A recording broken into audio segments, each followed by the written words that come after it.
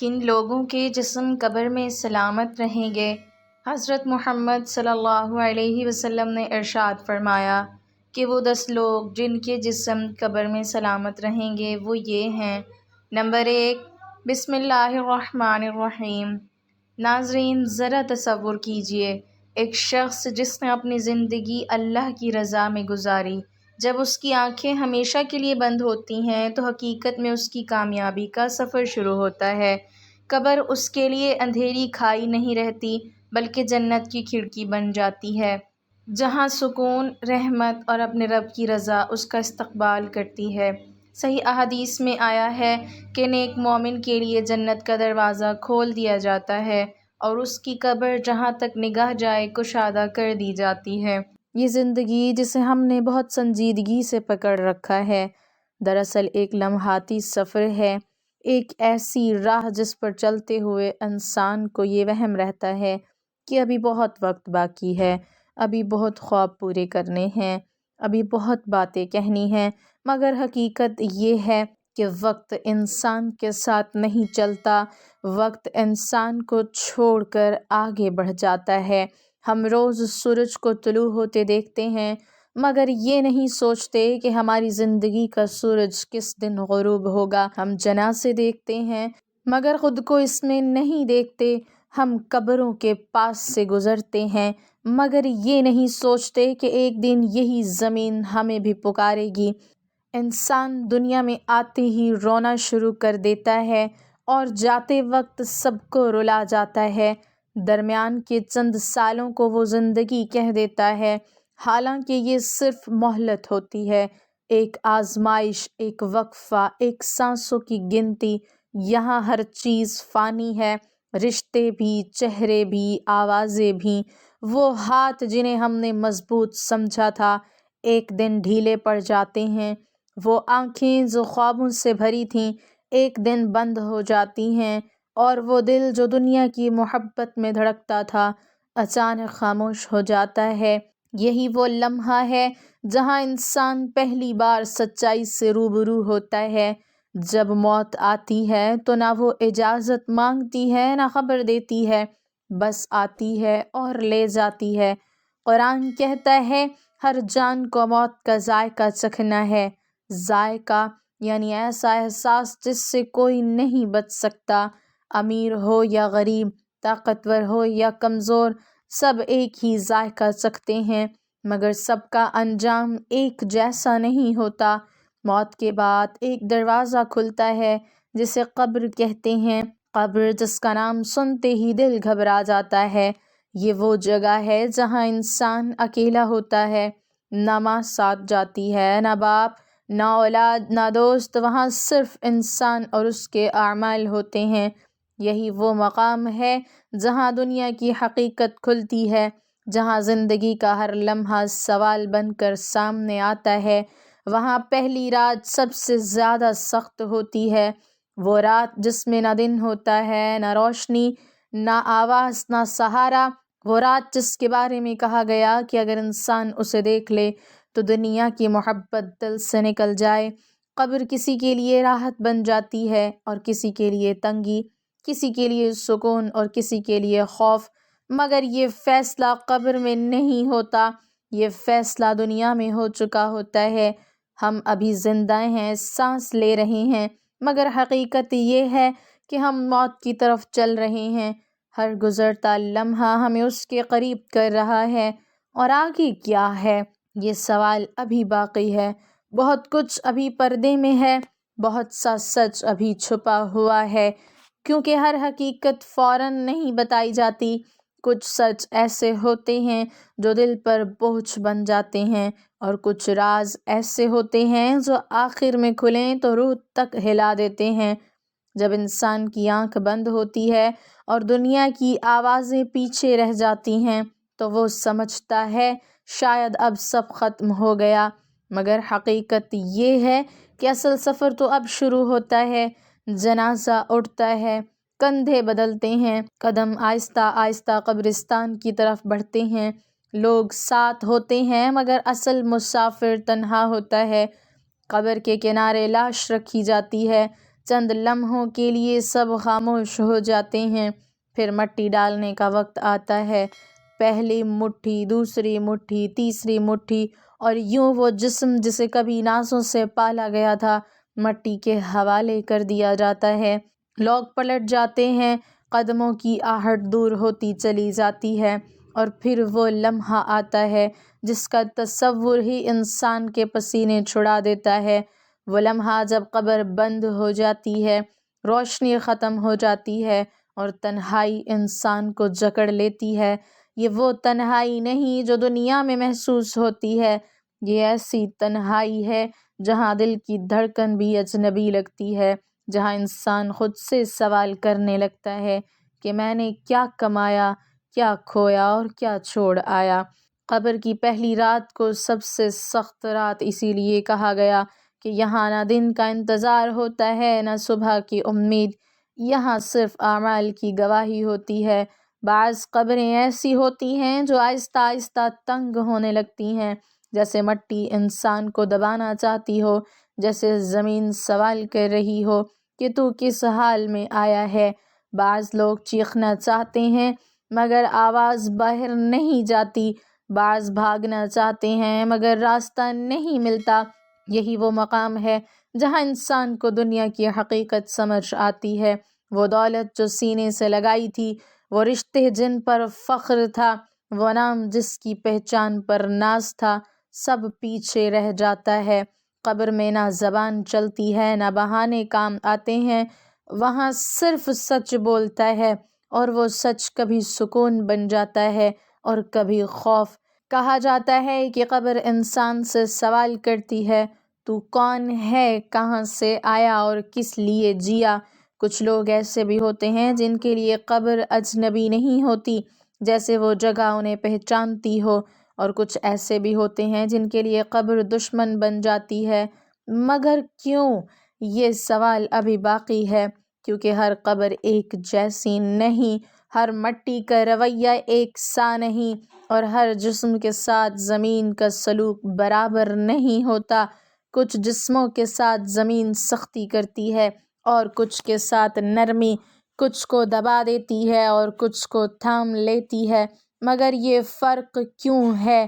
یہ راز ابھی بند ہے، ابھی اس پردے کو اٹھانا باقی ہے، کیونکہ کچھ حقیقتیں ایسی ہوتی ہیں جو ایک دم نہیں بتائی جاتیں، انہیں دل پر آہستہ آہستہ اتارا جاتا ہے تاکہ انسان سن بھی سکے اور سنبھل بھی سکے۔ جب قبر کی خاموشی گہری ہو جاتی ہے اور وقت جیسے ٹھہر سا جاتا ہے، تو انسان کو یوں محسوس ہوتا ہے جیسے ہر سانس حساب بن گئی ہو۔ یہی وہ مقام ہے جہاں نہ زبان کی روانی کام آتی ہے نہ دنیا کی دلیلیں۔ یہاں سوال آواز سے نہیں بلکہ رعب سے کیے جاتے ہیں، سوال ایسے ہوتے ہیں جو دل کے اندر تک اتر جاتے ہیں۔ انسان چاہتا ہے کہ زبان ساتھ دے، مگر زبان وہی بولتی ہے جو دل نے سیکھا ہوتا ہے، جو زندگی میں مانا ہوتا ہے، جو یقین بنا ہوتا ہے۔ یہاں عمل ایک شکل اختیار کر لیتے ہیں، نمازیں، آنسو، سجدے، ظلم، دھوکہ، تکبر، سب انسان کے سامنے آ کھڑے ہوتے ہیں۔ کوئی عمل روشنی بن جاتا ہے اور کوئی بوجھ، کوئی ساتھ دینے آتا ہے اور کوئی منہ موڑ لیتا ہے۔ قبر میں انسان پہلی بار یہ محسوس کرتا ہے کہ دنیا میں کیا گیا کوئی لمحہ ضائع نہیں ہوا، ہر لفظ لکھا گیا، ہر نیت محفوظ رہی۔ وہ گناہ جو اکیلے میں کیے گئے تھے وہ بھی سامنے آ جاتے ہیں، اور وہ نیکیاں جو کسی نے نہیں دیکھی تھیں وہ بھی بول اٹھتی ہیں۔ یہاں انسان کو اپنے باطن کی آواز سنائی دیتی ہے، کبھی وہ آواز تسلی دیتی ہے اور کبھی ملامت کرتی ہے۔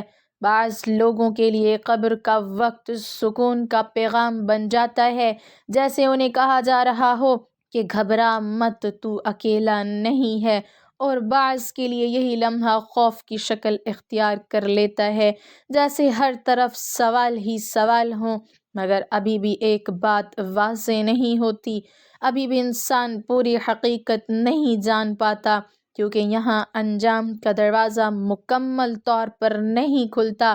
یہاں صرف اشارے ملتے ہیں، احساس دیے جاتے ہیں، دل کو جھنجھوڑا جاتا ہے تاکہ انسان جان لے کہ اصل فیصلہ کہاں ہوگا۔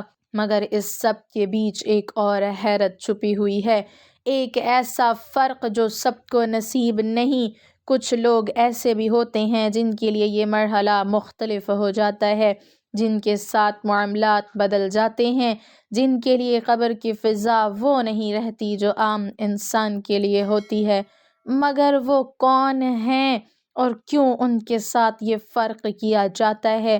یہ سوال ابھی معلق ہے، ابھی اس کا جواب نہیں دیا جائے گا، کیونکہ یہ راز اس سفر کا سب سے بھاری راز ہے، اور بھاری راز ہمیشہ آخر میں کھولے جاتے ہیں۔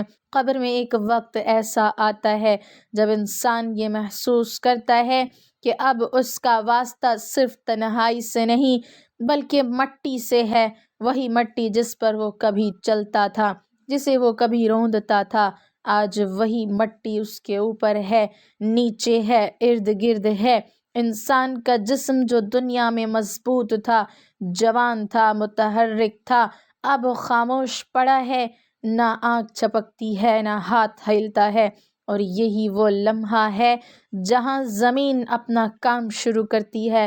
عام قانون یہی ہے کہ جسم آہستہ آہستہ مٹی میں بدلنے لگتا ہے، وقت گزرتا ہے، نشان مٹتے ہیں، پہچان ختم ہوتی ہے، گویا انسان دنیا میں آیا ہی نہ تھا۔ مگر یہی قانون ہر ایک پر ایک جیسا لاگو نہیں ہوتا۔ یہی وہ بات ہے جو چونکاتی ہے، جو سوچ میں ڈال دیتی ہے کہ کیا واقعی سب کے ساتھ ایک ہی سلوک ہوتا ہے؟ کیا ہر جسم مٹی کا حصہ بن جاتا ہے، یا کچھ جسم ایسے بھی ہیں جن کے ساتھ زمین کا برتاؤ بدل جاتا ہے؟ تاریخ کے اوراق میں، اہل علم کی باتوں میں اور اہل ایمان کے تجربات میں ایسے اشارے ملتے ہیں کہ کچھ قبریں عام قبروں جیسی نہیں ہوتی، کچھ جسم وقت کے باوجود سلامت رہتے ہیں، کچھ کے ساتھ مٹی سختی نہیں کرتی، جیسے زمین کو حکم دیا گیا ہو کہ یہاں رک جا، یہاں تیرا قانون وہ نہیں جو اوروں پر ہے۔ مگر یہ کوئی عام بات نہیں، نہ یہ سب کو حاصل ہے، نہ یہ دعویٰ ہر کسی کے لیے ہے۔ یہ فرق کسی نام، کسی خاندان یا کسی دنیاوی مقام کی وجہ سے نہیں ہوتا، یہ فرق وہاں سے آتا ہے جہاں نیتیں تولی جاتی ہیں، جہاں زندگی کا رخ دیکھا جاتا ہے، جہاں یہ پرکھا جاتا ہے کہ انسان کس کے لیے جیا تھا۔ مگر یہاں بھی مکمل جواب نہیں ملتا، بس چند نشانیاں ملتی ہیں، چند جھلکیاں، جیسے کسی بند دروازے کے نیچے سے روشنی کی لکیر نظر آ جائے۔ انسان سمجھ جاتا ہے کہ پیچھے کچھ ہے، مگر ابھی دروازہ نہیں کھلا۔ یہی کیفیت یہاں ہے، ہم فرق محسوس تو کر رہے ہیں مگر نام نہیں جانتے، ہم انجام کا اندازہ تو لگا رہے ہیں مگر فیصلہ نہیں سن رہے، کیونکہ ابھی ایک مرحلہ باقی ہے، ابھی وہ بات کہنی باقی ہے جس سے سب جڑ جائے گا، اور وہ بات اتنی بھاری ہے کہ اسے کہنے سے پہلے دلوں کو تیار کرنا ضروری ہے۔ اس لیے ابھی خاموشی بہتر ہے، ابھی سوال کو زندہ رہنے دو، کیونکہ جو سوال کے ساتھ سفر کرتا ہے وہ جواب ملنے پر بدل جاتا ہے۔ قبر کی خاموشی میں مٹی کے بوجھ تلے وقت کے گزرنے کے ساتھ ایک حقیقت واضح ہو جاتی ہے کہ زمین اندھی نہیں، مٹی بے خبر نہیں، یہ سب کچھ حکم کے تحت ہے، جسے اللہ چاہے وہی ہوتا ہے۔ یہی وجہ ہے کہ جہاں اکثر انسانوں کے جسم وقت کے ساتھ مٹی میں بدل جاتے ہیں، وہاں کچھ ایسے بھی ہوتے ہیں جن کے ساتھ زمین کا رویہ بدل جاتا ہے۔ اب وہ راز کھلتا ہے جسے آغاز سے چھپایا گیا تھا۔ نبی کریم صلی اللہ علیہ وسلم نے واضح الفاظ میں فرمایا کہ اللہ تعالیٰ نے زمین پر حرام کر دیا ہے کہ وہ انبیاء علیہم السلام کے جسموں کو کھائے، یعنی تمام انبیاء کرام علیہم السلام کے اجساد مبارک قبروں میں سلامت رہتے ہیں، نہ گلتے ہیں، نہ مٹتے ہیں، نہ ان پر مٹی کا عام قانون نافذ ہوتا ہے۔ یہی وہ خاص مقام ہے جو صرف انبیاء کو عطا کیا گیا۔ اس کے بعد شہداء ہیں جن کے بارے میں قرآن کہتا ہے کہ وہ مردہ نہیں بلکہ زندہ ہیں، اور تاریخ میں ایسے واقعات ملتے ہیں کہ شہداء کے جسم برسوں بعد بھی تر و تازہ پائے گئے۔ یہ اللہ کا خاص فضل ہے، کوئی عمومی قاعدہ نہیں۔